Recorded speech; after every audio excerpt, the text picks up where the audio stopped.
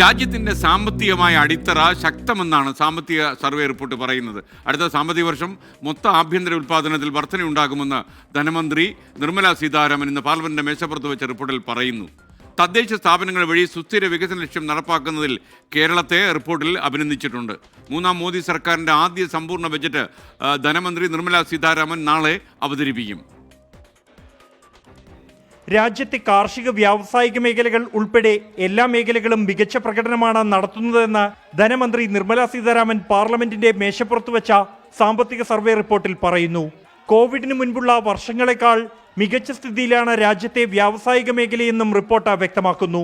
രാജ്യത്തെ കാർഷിക മേഖല 3.8%, വ്യാവസായിക മേഖല 6.2%, സേവന മേഖല 7.2% വളരുമെന്നാണ് പ്രവചനം. 2025-26 സാമ്പത്തിക വർഷത്തിൽ രാജ്യത്തിന്റെ GDP 6.3% മുതൽ 6.8% വരെ വളരുമെന്ന് സാമ്പത്തിക സർവേ സൂചിപ്പിക്കുന്നു. രാജ്യത്ത് നേരിട്ടുള്ള വിദേശ നിക്ഷേപം ഏപ്രിൽ-നവംബർ കാലയളവിൽ 17.9% വർദ്ധിച്ചതായും ബാങ്കുകളുടെ കിട്ടാക്കടം 2.6%-ആയി താഴ്ന്നതായും സാമ്പത്തിക സർവേ റിപ്പോർട്ടിലുണ്ട്. മുഖ്യ സാമ്പത്തിക ഉപദേഷ്ടാവ് വി അനന്തനാഗേശ്വരന്റെ നേതൃത്വത്തിലാണ് സാമ്പത്തിക സർവേ തയ്യാറാക്കിയത്. പൊതു തെരഞ്ഞെടുപ്പിന് ശേഷം അവതരിപ്പിച്ച ബജറ്റിന് മുന്നോടിയായി 2024 ജൂലൈ 22-നാണ് കഴിഞ്ഞ സാമ്പത്തിക സർവേ റിപ്പോർട്ട് അവതരിപ്പിച്ചത്.